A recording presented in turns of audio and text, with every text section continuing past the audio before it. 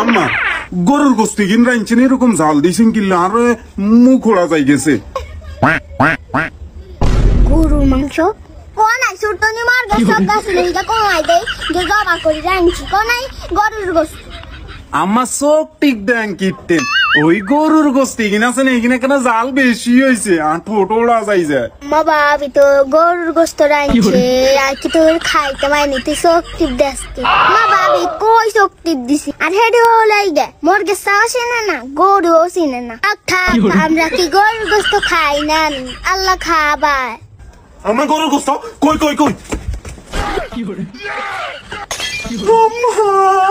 গরুর গোস্ত লাগিয়েছে মামা কিচ্ছু তোরা বেলে গরুর গোস্ত খাস তাহলে তোর হলান গরুর গোস্তর বাড়ি গেলে জ্বর দিছে কা আম্মা তুই এরম করস কা একটা হাত দিয়েছিলি দিদিম কতন দিবি একটা গরুর গোস্ত জাল বানাইছি তোরা কি এরকম জীবন খাইছিস?